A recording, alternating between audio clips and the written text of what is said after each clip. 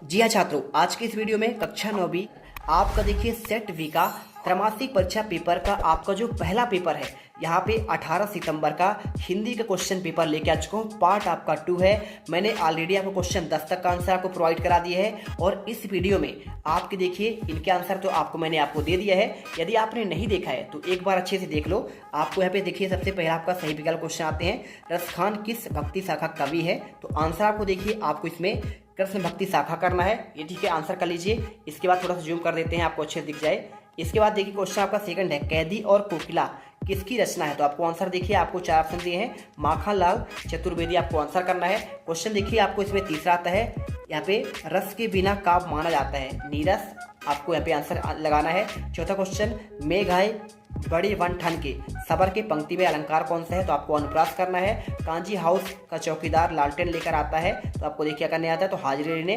किस समास में दोनों पद प्रधान होते हैं? तो आपको द्वंद्व करना है। इसके बाद चलते हैं आप यहाँ पे देखिए क्वेश्चन आपका यहाँ पे अगला आता है सवाली क्वेश्चन। इसमें देखिए क्या पूछा गया है, इसमें एक भारतीय आत्मा को डैश डैश कहा जाता है, माखनलाल चतुर्वेदी आंसर होगा। कैदी और कोयल दोनों ही क्या होते हैं? देखिए गुलाम होते हैं, गुलाम देश के वासी हैं। वर्णिक क्षण में क्या होता है? तो आपको यहाँ पे वर्णों की गणना की जाती है।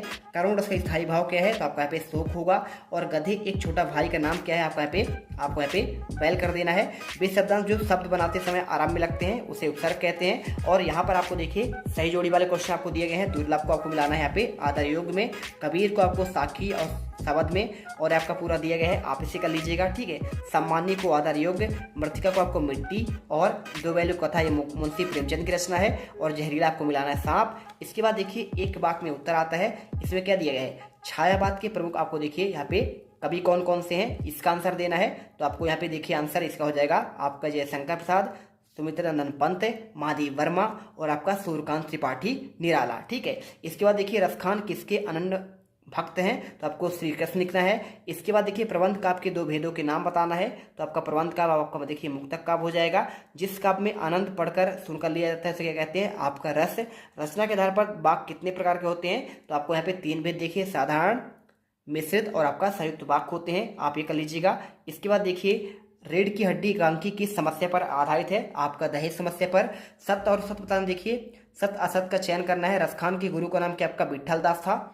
चलिए क्वेश्चन चौथे का आंसर देखते हैं, सत्य और असत्य वाले का। तो देखिए पहला लिखा है रसखान के गुरु का नाम क्या था? तो आपको आंसर देखिए क्या विट्ठल दास था, आपको सत्य करना है।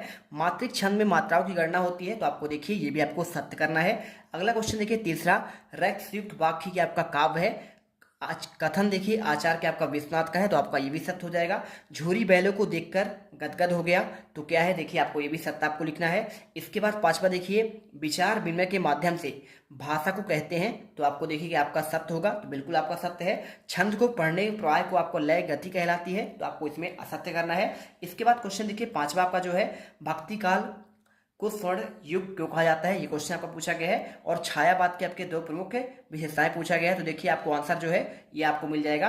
क्वेश्चन देखिए आडम्बरों खंडन, ये आपको क्वेश्चन 5 का आंसर पूरा आपको दिया गया है, आप इसे अच्छे से कर लो। ठीक है, ये देखिए आपका इधर मिल जाएगा और आगे आपको इधर मिल जाएगा। ठीक है, इसके बाद क्वेश्चन देखिए आपका इसके अथवा क्वेश्चन देखिए आपको ये मिल जाएगा, छायावाद के 2 प्रमुख विशेषताएं की बात कर रहे हैं, तो आपको यहाँ पे ध्वन्यात्मकता, लाक्षणिकता और आपका सौंदर्य प्रकृति विधान आदि, आपको ये सारा आंसर आपको देखिए यहाँ पे आपको लिखना है। ठीक है, ये देख लीजिए पूरा आंसर आप लिख लो।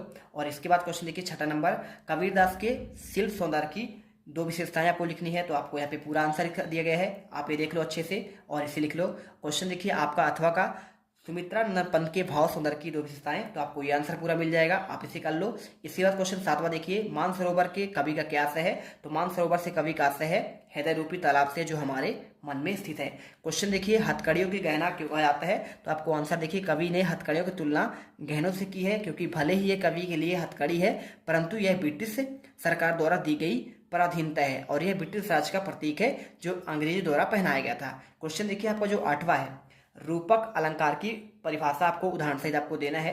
तो देखिए अगर आपको इसका पीडीएफ चाहिए तो आपको टेलीग्राम ज्वाइन करना है। इस वीडियो कमेंट बॉक्स पर आपको टेलीग्राम का यहाँ पे लिंक मिल जाएगा। तो देखिए रूपक अलंकार की परिभाषा आपको यहाँ पे पहले आपको ये लिखना है। ठीक है, उपमेय और उपमान के बीच कोई अंतर नहीं होता है, और जहाँ पर उपमेय और उपमान के बीच में अंतर समाप्त करने के लिए एक समान कर दिया जाता है उसे रूपक अलंकार कहते हैं, और ये आपका देखिए इसमें लिखा है। ठीक है, इसके बाद देखिए अनुप्रास अलंकार की परिभाषा उदाहरण सहित आपको बतानी थी। क्वेश्चन नंबर आपका 8 का था में, तो इसका आंसर देखिए आपको यहाँ पे ये मिल जाएगा। ठीक है, जहाँ वर्णों की वृद्धि बार बार होती है वहाँ पे अनुप्रास अलंकार होता है। जैसे आपने पढ़ा होगा तरनी तनुजा तमाल तरबर बहुछा है। ठीक है, क्वेश्चन आपको देखिए सिर्फ आपको आंसर दिया जा रहा है, क्वेश्चन आपको यहाँ पे मिल जाएंगे। ठीक है, ये देखिए क्वेश्चन आपके जो है आपको ये है क्वेश्चन, तो आपको यहाँ पे मिलेगा। ये रहा क्वेश्चन नंबर 9 नंबर देखिए। तो हम आपको यहाँ पे क्वेश्चन 9 का आंसर देखिए, 7 का आंसर दे दिया, 8वें का आंसर दे दिया, 9 नंबर का दे दिए हैं। और इसके बाद आपका देखिए 9 का आपको यहाँ पे देना है आपका चौपाई छंद का और दोहा छंद का। ठीक है, इसी के साथ देखिए क्वेश्चन 10वां प्रेमचंद की 2 रचनाएं लिखते हुए उनकी भाषा शैली विशेषता देनी है, महादेव वर्मा की 2 रचनाएं बतानी है। ठीक है, तो चलिए फटाफट इनका आंसर आपको देख लेते हैं। तो ये मिल जाएगा आपको यहाँ पे, ये मिलेगा। ठीक है, ये रहा आपका आंसर। ठीक, तो आपको यहाँ पे पहले दोहा छंद का देख लीजिए, आप लिख लीजिए चौपाई छंद क्वेश्चन 9 का आंसर। तो ये रहा आपका चौपाई छंद के बारे में, पूरा आपको आंसर ऐसा ही करना है, कुछ भी आपको अलग लिखने की जरूरत नहीं है और आपको ये उदाहरण मिल जाएगा। इसके बाद देखिए आपको यहाँ पे नेक्स्ट आपको जो मिलने वाला है आपको आगे मिलेगा। ये देखिए यहाँ पे आपका दोहा छंद का, तो दोहा छंद की परिभाषा आपको लिखना पड़ेगा। यह आपका अर्धसमात्रिक छंद है। ठीक है, आप इसे देख लीजिए और इसके बाद आपको यहाँ पे ये आपका पूरा मिल जाएगा, इसकी मात्राएं और इसका आपका यहाँ पे उदाहरण। ठीक है, तो आप उदाहरण कर लीजिएगा। इसके बाद क्वेश्चन 10 पर देखिए प्रेमचंद की 2 रचनाएं और उनकी भाषा शैली की बात कर रहा है। तो देखिए इसका आपको जो आंसर करना है, आपको यहाँ पे सिंपल तरीके से आपको ये लिखना है। ठीक है, आंसर आपको देखिए प्रेमचंद का साहित्यिक परिचय दिया है, 2 रचनाएं आपको दी गई हैं और इसी के साथ आपका इनका भाषा में आपको देखिए यहाँ पे ये लिखना है। ठीक है, पूरा लिख दीजिएगा, भाषा हो जाएगा और इसके बाद आपको यहाँ पे इसका आपको शैली मिल जाएगा, ये रहा शैली, और इसके बाद आपको यहाँ पे मिल जाएगा साहित्य में स्थान। ठीक है, तो आप इसे करिए। इसके बाद क्वेश्चन देखिए आपको यहाँ पे ये पूरा मिलेगा और इसके बाद आपको ये मिल गया पूरा इनका आंसर। और इसके बाद देखिए आपका यहाँ पे महादेव वर्मा की बात कर रहा है, तो महादेव वर्मा जी का 2 रचनाएं आपको ये मिल जाएगा और इसके बाद इनका भाव पक्ष मिल जाएगा और इनके भाव पक्ष के बाद आपको यहाँ पे कला पक्ष मिल जाएगा। ठीक है, और ये आपका साहित्य में स्थान। ठीक, इसके बाद देखिए क्वेश्चन आपका जो है आता है यहाँ पे क्वेश्चन 11वां। क्वेश्चन देखिए आपका जो 11वां आता है, छोटी बच्ची को बैलों के प्रति प्रेम क्यों उमड़ आया। तो अगर मैं इसके आंसर की बात करूं, देखिए आपको आंसर यहाँ पे ये पूरा लिखा गया है। लड़की की मां मर चुकी थी और आपका सौतेला उसे भाई मारता था, सौतेली मां उसे मारती थी, ये पूरा आंसर कर लीजिएगा। और कांजी हाउस कैद पतियों की हाजिरी क्यों ली जाती थी, तो इसका आंसर देखिए आपको यहाँ पे ये पूरा मिल जाएगा। ठीक है, ये पूरा आंसर दिया गया है। और इसके बाद क्वेश्चन देखिए 12वां, नाटक और एकांकी में अंतर पूछा गया है। तो देखिए नाटक में आपको यहाँ पे 2 पॉइंट में पूरा आंसर दिया गया है, आप इसे फटाफट कर लेना। और इसके बाद देखिए कहानी और उपन्यास में 2 अंतर पूछा गया है, तो कहानी और उपन्यास में आपको 2 अंतर आपको यहाँ पे ये मिल जाएगा। ठीक है, आप इसे कर लेना, अच्छे देख लो, ये रहा आंसर। ठीक, और इसके बाद क्वेश्चन देखिए 13वां, निपात शब्द क्या है। तो आपको देखिए निपात का आंसर आपको जो है ये मिल जाएगा, ये रहा निपात का आंसर, आप इसे अच्छे से कर लेना। और इसको करने के बाद आपको यहाँ पे तत्सम शब्द क्या होते हैं उदाहरण सहित आपको बताना है। तो अगर मैं इसके आंसर की बात करूँ तो ये रहा देखिए, जो संस्कृत के हिंदी में बिना परिवर्तन के लिए जाते हैं उन्हें कैसे तत्सम शब्द। क्वेश्चन देखिए 14 नंबर, बाढ़ पीड़ित क्षेत्र में कौन कौन सी बीमारी फैलने का आपका यहाँ पे या खतरा होता है। तो देखिए आपको आंसर जो है ये रहा पूरा आंसर, क्वेश्चन 14 का आंसर। और इसके साथ रीढ़ की हड्डी का अंकित उद्देश्य की बात कर रहा है, तो आपको देखिए यहाँ पे ये आपका उदाहरण आपको इसका आंसर लिखा गया है। क्वेश्चन 15 का आंसर देखिए, मुहावरे और लोकोक्ति में अंतर क्या है, संधि और समास में। तो देखिए आपको यहाँ पे मुहावरे का आपको यहाँ पे ये दिया है, मुहावरा वाक्यांश होता है जबकि लोकोक्तियाँ संपूर्ण वाक्य होती है। मुहावरे विकारी होते हैं परंतु लोकोक्तियाँ अविकारी होते हैं। मुहावरे का प्रयोग स्वतंत्र रूप से नहीं किया जाता किंतु लोकोक्ति का प्रयोग स्वतंत्र रूप से किया जाता है। और इसी तरह देखिए संधि और समास में अंतर आपको ये मिल जाएगा, ये अच्छे देख लो, आपको ये पूरा आंसर आपको दिख रहा होगा। ठीक है, ये 2 अक्षरों के मेल से बनता है जबकि ये 2 शब्दों के मेल से बनता है। इसे तोड़ने की क्रिया संधि विच्छेद कहलाती है और इसे समास विग्रह कहलाता है। इसके बाद क्वेश्चन देखते हैं आपका 16 नंबर का।